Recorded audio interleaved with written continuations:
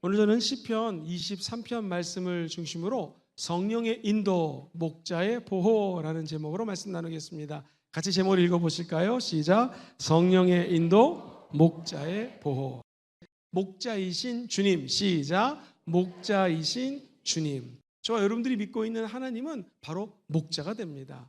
이 외국 사람들이 시적인 것을 또는 문학적인 것을 평가할 때 가장 아름다운 문장으로 The Lord is our shepherd. 주님이 우리의 목자가 되십니다.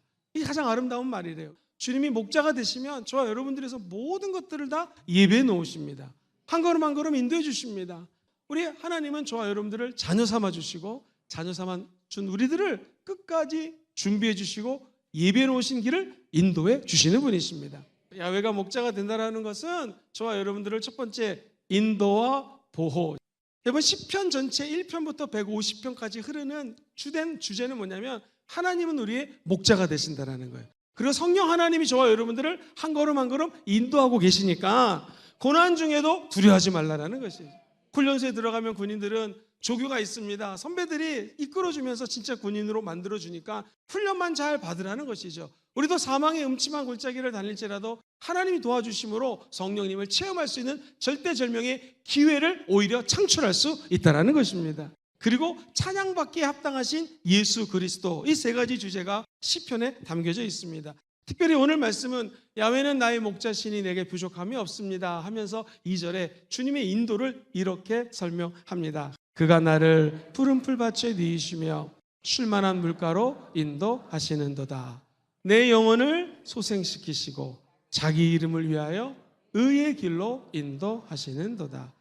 야훼가 목자가 되시면 단순히 먹는 것, 입혀주는 것, 의식주를 해결하는 것을 넘어서서 하나님이 저와 여러분들의 보이지 않는 영혼을 새롭게 합니다. restore라는 단어는 영어의 revival 단어랑 연결이 됩니다. revival은 부흥입니다. 즉 야훼 하나님이 목자가 되시면 우리의 영혼력을 다시 부흥시켜 주신다는 거예요. 그래서 내 영혼을 소생시켜 주시고 우리들을 의의 길로 인도해 주신다는 거예요. 의의 길이라는 것은 옳은 길입니다. 뿐만 아니라 right라는 단어는요, 영어 성경을 찾아보면 장자 또는 장자권이라는 의미를 갖고 있습니다. 저와 여러분들을 죄와 허물로 죽을 수밖에 없는 우리를 하나님께서 불쌍히 여겨주셔서 구원해 주셨습니다. 뿐만 아니라 성령으로 도장을 꽝 찍어 주셔서 너는 내 것이라 말씀해 주십니다. 저와 여러분들이 하나님의 자녀가 되었다면 이제 하나님은 더 이상 무서워하는 종의 영을 받지 않고 양자의 영, 성령을 받은 저와 여러분들에게 아빠 아버지라 부르심을 받는 것입니다. 우리는 하나님을 아빠 아버지라 부르시면서 기도할 수가 있어요. 그러면 이제 하나님은 저와 여러분들에게 하나님의 은혜로 상속자가 되는 은혜를 부어주셨다는 거예요. 그러므로 영적으로 하나님을 아버지로 모시는 우리들은 상속자가 되어서 첫 번째, 죽어도 죽지 않은 영원한 생명을 상속받습니다. 아버지와 함께 영생을 누리게 되어 있습니다. 두 번째, 아프신 분들 많죠? 기도하는 자들, 하나님을 아빠라 부르는 자들에게는 치유의 권세를 허락하여 주십니다. 오늘 본문 4절에 이렇게 표현을 합니다. 내가 사망의 음침한 골짜기로 다닐지라도 해를 두려워하지 않을 것은 주께서 나와 함께 하심이라. 주의 지팡이와 막대기가 나를 안위하신다, 보호해 주신다는 것입니다. 시편 기자는 25편 4절에 이렇게 노래합니다. 야훼여 주의 도를 내게 보이시고 주의 길을 나에게 가르치소서. 시편 기자는 121편에 이렇게 노래합니다. 내가 눈을 들어 산을 바라봤는데 도대체 나의 도움이 어디서 올까? 그가 답을 찾습니다. 나의 도움은 천지를 지으신 야훼. 사랑하는 성도님들, 모세가 어렵게 출애굽했습니다. 이제 인생의 광야 땅에 들어갔습니다. 원래 40년이 아니라 2주나 한 달이면 끝날 길을 40년 동안 방황합니다. 왜 그럴까요? 순종하지 않으면 계속 훈련을 받게 되어 있습니다. 그런데 이 이스라엘 백성들에게 하나님께서는 어떻게 인도하셨습니까? 낮에는 50도 60도 너무나 덥습니다. 구름 기둥을 보내주셔서 이스라엘 백성들을 해로부터 보호해줍니다. 밤에는 너무나 춥습니다. 기온차가 크기 때문에 실제로 밤에 사막에서 저체온증으로 죽는 사람들이 많습니다. 그러니 밤에 추위를 막아주려고 하나님은 불기둥으로 인도해 주는 것이죠. 우리가 인생의 광야에 왔다고 불평할 것이 아니라 이곳에서 하나님의 불기둥, 구름기둥을 인정하시고 따라가시면 됩니다.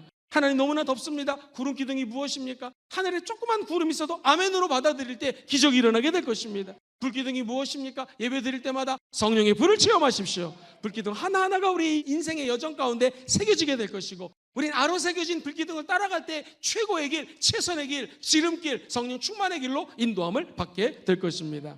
두 번째, 원수 앞에서의 승리와 축복. 본문 5절 말씀을 천천히 읽어보겠습니다. 주께서 내 원수의 목전에서 내게 상을 차려주시고 기름을 내 머리에 부으셨으니 내 잔이 넘치나이다. 혹시 인생을 살다가 너무 힘들게 하는 분이 내 주변에 있습니까? 그분 때문에, 그분 앞에서 하나님이 은혜를 베풀어 주시고요, 성경 말씀대로 table, 진수성찬을 차려주게 될 것입니다. 하나님의 선하심과 인자하심이 끝까지 여러분들을 따라오게 될 것입니다. 그래서 우리 하나님은 세 번째로 영원한 임재, 목자가 되신 하나님은요, 오늘 보면 6절처럼 영원한 우리에게 임재를 선물로 주십니다. 내 평생의 선하심과 인자하심이 반드시 나를 따르리니 내가 야훼의 집에 영원히 어떻게 할 거예요? 산다라는 것입니다. 모세가 성막에서 하나님의 임재를 체험합니다. 지상에서 저 하늘의 영광이 땅에 임하게 되는 것이죠. 그러면 우리도 사도행전 13장에 나오는 초대교회 성도들, 제자들처럼 기쁨으로 살아갈 수가 있습니다.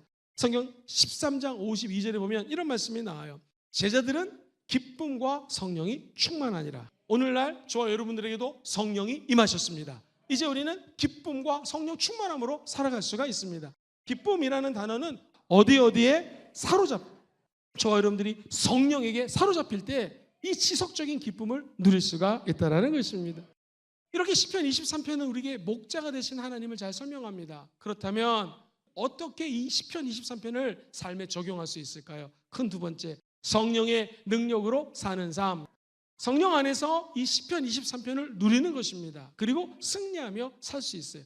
대부분의 영어 책들은요, 성령의 능력으로 사는 삶을 The Spirit Empowered Life라고 대부분이 다 적어놓습니다. 근데 이 말의 실제 뜻은 뭐냐면, 우리가 이 땅을 살아갈 때에 우리의 힘으로 사는 것이 아니라 목자의 힘으로 산다는 것입니다. 우리가 예수 그리스도의 이름의 권위를 empowered, 하나님으로부터 부여받아서 그 이름을 통하여 귀신도 쫓아내고 병도 치유될 수 있는 은혜를 체험하게 된다는 거예요. 그래서 우리들은 믿습니다. 첫 번째, 성령의 인도하심. 로마서 8장 14절 말씀, 무릇 하나님의 영으로 인도함을 받는 사람은 곧 하나님의 아들이라는 것이죠. 목사님, 하나님의 아들이 어떻게 인도함을 받습니까? 말씀을 읽을 때 주님이 특정 구절을 통해서 지금 나에게 하시는 음성을 들려주십니다. 언제요? 말씀을 읽을 때. 두 번째는요, 하나님의 인도함, 성령의 인도함은요, 기도를 깊이 하는 중에 마음 깊은 곳에서 떠오르는 감동이 있습니다. 그때 성령님께서 우리를 의의 길로 인도하시는 손길이 됩니다. 그리고 세 번째, 공동체의 권면이 있습니다. 목사님이 설교할 때 설교자의 입술을 통해서 주시는 성령의 메시지가 있습니다. 그것을 적어놓고 그대로 가면 성령의 능력을 받아 살아갈 수가 있습니다. 그런데 하나님은요, 때로는 삶의 갈등에 부딪힐 때가 있습니다. 막힘 마찬가지입니다. 내가 하나님께 아무리 질문하지만 답이 없습니다. 그런데 그 와중에서도 성령님은 우리에게 말씀하십니다. 사랑하는 우리 모든 성도들이요, 말씀을 읽다가 기도하다가 심지어 고난 가운데서도 특히 주의 종이 설교할 때 꼭 주의 음성을 듣고 그대로 순종하시기를 주의 이름으로 축복합니다. 그러면 성령의 능력으로 인도함을 받을 수가 있습니다. 두 번째가 제일 중요합니다. 성령의 담대함. 담대함의 반대말은 두려움입니다. 두려움은 우리의 감정이에요. 예를 들어 볼까요? 시편 23편 4절에 보면은 내가 사망의 음침한 골짜기로 다닌다. 근데 해를 두려워하지 않는 이유는 무엇인가? 사망의 음침한 골짜기는 누구나 다 힘든 감정을 갖고 있습니다. 그런데 내가 해를 두려워하지 않고 담대할 수 있는 것은 주께서 나와 함께 하심이라. 주의 지팡이와 막대기가 나를 안위하신다. 우리의 담대함은 성령이 부어주시는 힘입니다. 두려움은 내 안에 있는 감정입니다. 이 두려움을 쫓아낼 수 있는 것은 성령이 임하면 쫓아낼 수 있다는 거예요. 성령님은 예수의 영이십니다. 예수님이 요한복음 16장 33절, 너희들은 세상에서 환난을 당하나 그 다음에 무엇입니까? 담대하라, 내가 세상을 이겼노라. 세상 이기신 모든 권세를 가진 예수님이 우리 안에 있기 때문에 담대할 수가 있는 것입니다. 방언은 우리의 영을 새롭게 합니다. 그리고 영적 전쟁에서 대적할 수 있는 힘을 줍니다. 고린도전서에 보면 이 방언은 비밀을 하나님께 영어로 얘기하는 것이다 하고 2장 2절에 얘기합니다. 사도 바울이 내가 너희들 모두보다도 방언을 많이 한 것을 감사하다고 얘기합니다. 바울이 내가 어떻게 기도를 할까 잘 몰랐을 때 마음으로 기도한다. 이 말은 한국말로 기도하는 거예요. 내가 영어로 기도한다. 방언으로 기도하는 것입니다. 우리가 한국말로 기도하다 막히면 방언 기도하고 방언 기도하다가 또 한국말로 기도하고 하면서 오랫동안 기도할 수가 있는 것이죠. 찬양이 얼마나 놀라우냐면 이 두려움이 공기 가운데 임할 수 있거든요. 두려움의 공기를 완전히 몰아내는 것이 찬양입니다. 마지막 세 번째입니다. 성령님의 임재. 본문 5절 6절 말씀, 주께서 내 원수의 목전에서 내게 상을 차려주시고 기름을 내 머리에 부으셨으니 내 잔이 넘치나이다. 내 잔이 넘치나이다. 이 말은 주 하나님의 실제적인 임재를 상징하는 것입니다. 우리 하나님은 기름을 붓되 넘치도록 부어주시는 분이십니다. 이만큼 부어주시는 분이 아니에요. 넘치고 넘치게 부어주십니다. 성령과 동행해서 시편 23편의 말씀이 그대로 삶에 녹아나가기를 주의 이름으로 축원드립니다.